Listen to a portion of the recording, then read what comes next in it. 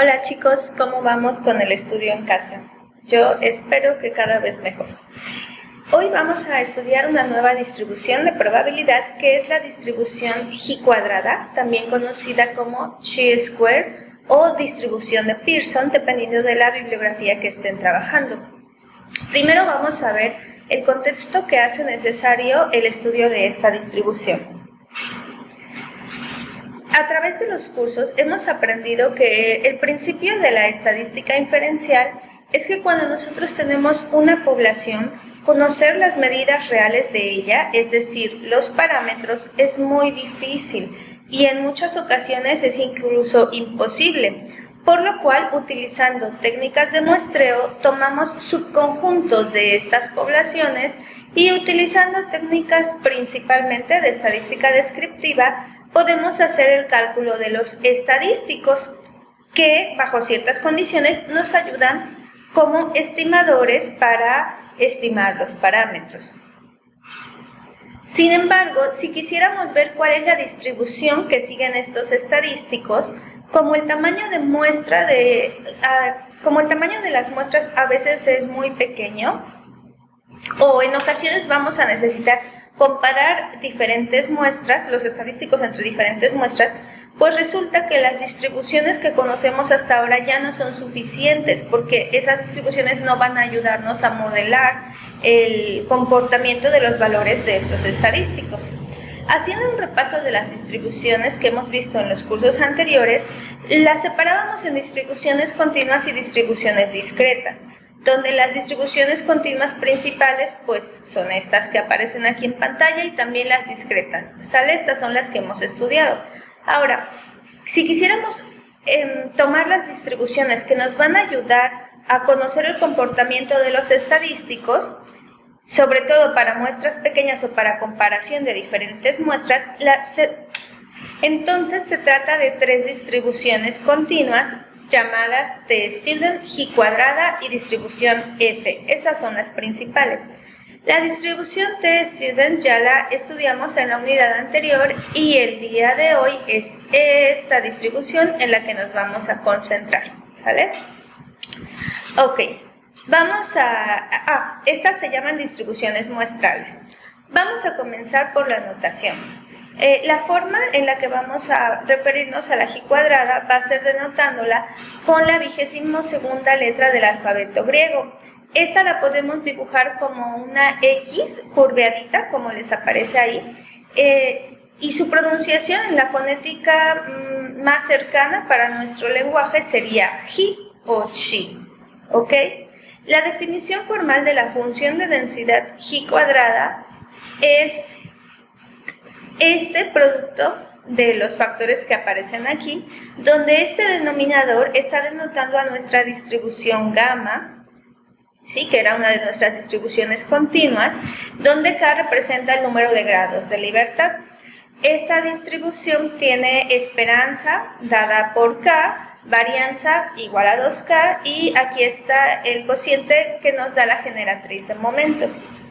A pesar de que nosotros no vamos a estudiar la función de densidad Chi cuadrada, así como función de densidad, porque para esto ya hay tablas con los valores dados, no vamos a estar calculando las integrales. Lo que vamos a estudiar nosotros es la prueba Chi cuadrada, no la función de densidad, pero aquí se las dejo porque en el futuro vamos a trabajar un poquito con las propiedades de esta función. Bien, retomemos. Hemos realizado pruebas cuando tenemos dos poblaciones y lo que hacemos es tomar muestras de las dos poblaciones y comparar cómo se comportan los estadísticos de estas dos muestras, ¿sí? Eso es lo que hemos hecho en los cursos, en las clases de prueba de hipótesis. Pero, ¿qué sucedería si apareciera otra población y luego otra población y luego otra población y así sucesivamente? Y lo que nos interesaría fuera comparar los estadísticos, ¿sí? De estas muestras para poder tener una idea de cómo se están relacionando los valores reales de los parámetros de las 4, 5, 6, n poblaciones que tengamos. Bueno, si nos interesa comparar las medias o las proporciones de todas estas muestras, y acabamos de cambiar de un número de 2 muestras a n muestras, la distribución apropiada, la prueba apropiada va a ser la prueba G cuadrada. Las pruebas G cuadrada nos permiten probar si más de 2 proporciones de la población pueden ser consideradas iguales. Aquí esta palabra va a ser proporciones o muestras, o medias, ¿de acuerdo? Dependiendo del parámetro de interés que tengamos en nuestro problema. Ok, el objetivo continúa siendo la comparación, pero vamos a ver cómo se modifica entonces el planteamiento de nuestras hipótesis. Vamos a mantener el hecho de que en la hipótesis nula debía de establecerse la igualdad. Yo aquí tengo H0, sale en este cuadrito azul. La hipótesis nula está dada como la suposición de la igualdad de las medias, ¿sí? Vamos a asumir que la media 1 va a ser igual a la media de la segunda muestra, igual a la media de la tercera muestra y así hasta la media de la enésima muestra. O si estamos trabajando con proporciones es lo mismo, nada más estoy cambiando la mu por la p, ¿ok? Y la hipótesis alternativa va a ser que existe al menos un par de medias o un par de proporciones para el cual no se cumple la igualdad, ¿sale? Que existe al menos un par de medias con valores diferentes. Entonces, aquí estamos comparando, ¿sale? La idea va a ser, voy a comparar estas medias para tratar, o las proporciones de estas muestras, para tratar de establecer una relación entre los parámetros de diferentes poblaciones. Y dices, si yo tengo más de 2 muestras, entonces ya no voy a utilizar la normal, ya no voy a usar la test student. La apropiada para este tipo de problemas va a ser la prueba G cuadrada. Ok, además de que nos permite trabajar con la igualdad o desigualdad de las medias, otra de la información que vamos a poder obtener a través de esta prueba es la dependencia o la independencia que hay entre las variables relacionadas. Más adelante tenemos un ejemplo donde va a quedar más clara esta parte. Ok, ¿cómo funciona la prueba G cuadrada? Bueno, como vamos a tener distintas muestras involucradas, la manera más cómoda de visualizarlas va a ser por medio de tablas de contingencia. Recuerden que en una tabla de contingencia estamos relacionando 2 variables. En la parte de las filas o los renglones, generalmente van a estar anotadas las muestras que traiga su problema, ¿ok? A lo mejor si mis muestras son hombres mayores de 30 años, hombres menores entre 15 y 30 y menores de 15. Ahí tendríamos 3 muestras o 3 grupos de edad y eso lo estaríamos colocando aquí. Y los diferentes eventos que estemos estudiando para esos grupos muestrales, para esas muestras, pues los vamos a tener en la parte de las categorías, ¿sale? Estas categorías después las vamos a reemplazar por la palabra eventos. Y aquí quedaría, por ejemplo, un análisis de 5 filas y 5 columnas, es decir, 5 muestras con 5 eventos observados o estudiados en nuestro problema. Y en la parte de adentro de la tabla, cada una de estos campos los vamos a llenar con los valores del estadístico estudiado, o sea, el parámetro de interés. Si nuestro problema se trata de medias, pues aquí van a ir los valores de las X barras, ¿sale? Las medias observadas. Si es de proporciones, pues va el valor de la proporción. Y aquí finalmente pues se coloca el total de las diferentes muestras, es decir, el N1 más N2 más N3. ¿Sí? El número de tamaño de todas estas muestras sumado nos estaría dando este último campo. ¿Ok? Y aquí también pues vamos a poner la fila de los totales.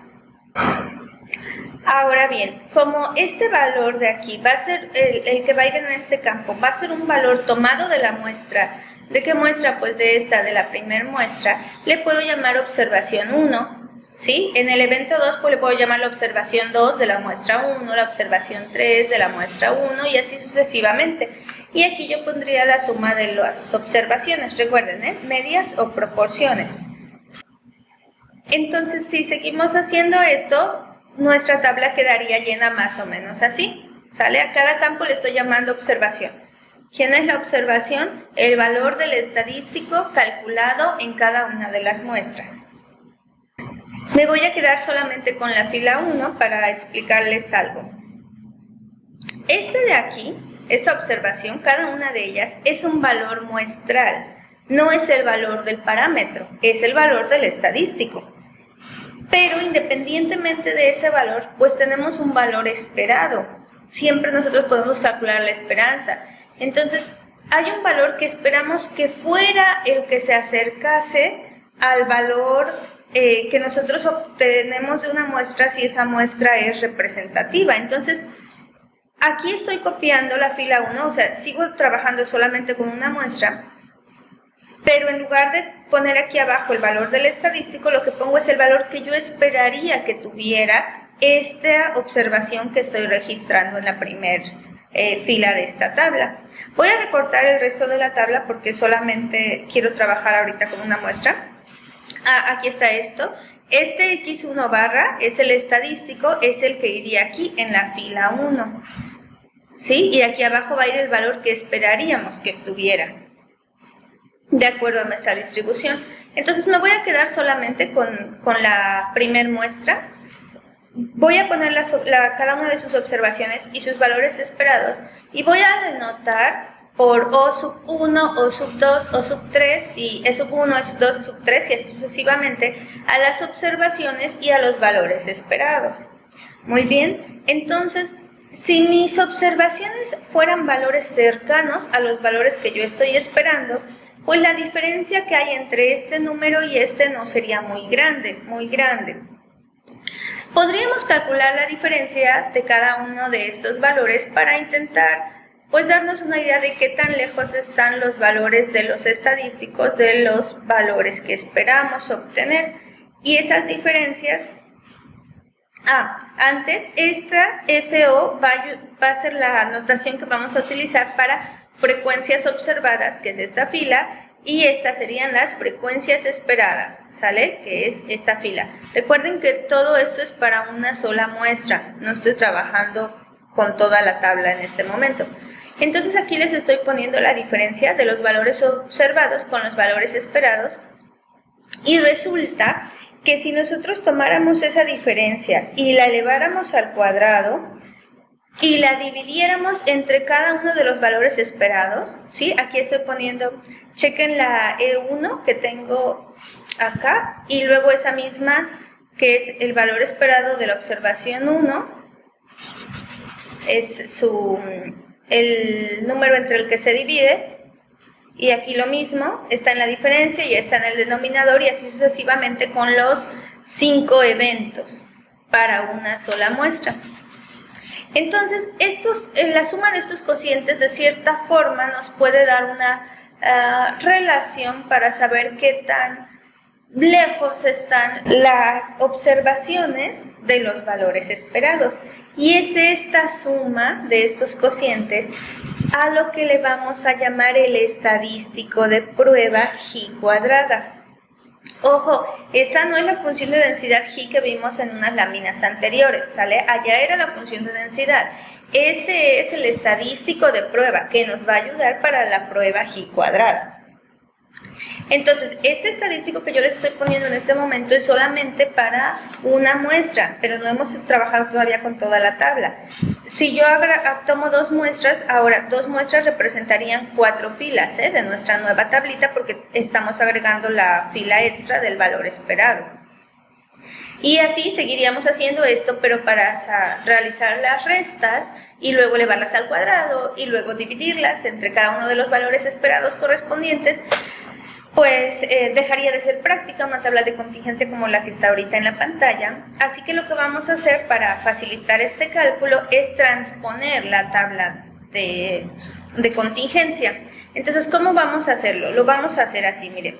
Vamos a poner una nueva tabla en donde la primera columna corresponda a todas las frecuencias observadas y la segunda a las frecuencias esperadas. Entonces, lo que antes era nuestra primer fila, que teníamos la observación 1, 2, 3, 4, 5, ahora está aquí, en la primera parte de la columna 1, y luego aquí los 5 valores esperados. Sí, aquí están los eventos, pero esto es apenas hasta donde estoy poniéndole la marca, es la muestra 1, todo esto. De aquí para abajo estoy iniciando la muestra 2 y así seguirían y ahora nos estaría quedando una tabla. A ver, déjenme ver. Antes teníamos 4 filas y teníamos 5 eventos, entonces sería una tabla de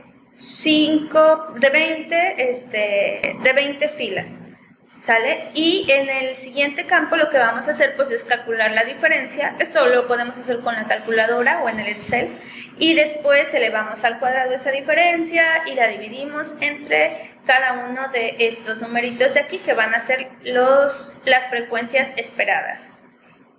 Y ahora sí, cuando hagamos la suma de toda esta última columna, lo que vamos a estar teniendo es el estadístico de prueba. Entonces, el estadístico de prueba, G cuadrada, va a ser la suma de haber tomado todas las frecuencias observadas menos las frecuencias esperadas, pero ya de todas sus muestras, elevadas al cuadrado divididas por las frecuencias esperadas. Entonces, hasta aquí todo va bien, pero no hemos platicado cómo calcular el valor esperado de cada uno de los estadísticos. Eso se puede hacer con la distribución de probabilidad marginal para cada una de las muestras. Lo vamos a hacer en el ejemplo de adelante. Ahorita nada más, si están tomando nota, porfis copian esto como el estadístico de prueba. Ahora, antes. Ya tenemos el estadístico de prueba, pero si se acuerdan de lo que hemos visto en las clases anteriores de prueba de hipótesis, una vez que calculábamos el estadístico, el siguiente paso era determinar la región de rechazo. ¿Y cómo determinábamos la región de rechazo? Pues lo hacíamos a través del valor crítico. El valor crítico era, nosotros veíamos nuestro nivel de significancia, si era 0.10, si era 0.5, lo que sea. Y entonces decíamos, queremos coloreada el área de la curva hasta 0.05, hasta 0.02 y vamos a buscar en nuestra tablita cuál era el valor de Z o el valor de T para el cual se cumplía esa área. Ese paso era calcular el valor crítico. Pero en este momento, como estamos utilizando una prueba diferente, esta prueba depende de grados de libertad. Entonces, necesitamos saber cómo calcular los grados de libertad para poder encontrar el valor crítico. Entonces, aquí estoy poniendo otra vez una tabla correspondiente al ejemplo que estamos trabajando, en donde tengo 5 eventos y tengo 4 filas. Si yo quisiera saber cuántos son los valores que puedo elegir o determinar libremente, recuerden que cuando teníamos solamente una muestra, ¿qué hacían con los grados de libertad? Tomaban el tamaño de muestra n y le restaban 1. ¿Por qué? Porque decían, yo puedo elegir libremente cada uno de todos los valores menos el último, ¿sí? O, bueno, sin pérdida de generalidad, no importa el orden, pero ya teniendo determinados n-1, pues el último queda forzosamente determinado. Así que le voy a poner aquí una carita a todos los valores que podríamos especificar libremente. Esta vez no tenemos una muestra, esta vez tenemos una tabla de contingencia con 4 muestras. Entonces, para la primera muestra podríamos determinar estos 4 valores, pero este no. ¿Sí? Así con cada una de estas filas. Pero en las columnas también, para el primer evento podríamos fijar este valor, determinar libremente este valor, pero este ya no. De forma que la cantidad de grados de libertad que tengo respecto a los eventos, que son las columnas, sería para este ejemplo 5 menos este último, 5 menos 1. Y para las filas, que son nuestras muestras, pues serían 4 menos 1, porque esto ya no. Así que tendríamos 4 por 3, 12. Los grados de libertad, los voy a poner aquí. Los grados de libertad para esta tabla serían 12 grados de libertad. Y la expresión para calcularlos pues va a ser el número de renglones menos 1 por el número de columnas menos 1. Y ahora sí, esa es toda la información que necesitamos para poder hacer un ejemplito y que vayamos dejando más claros algunos puntos. Eso se los pongo en la segunda parte de este video.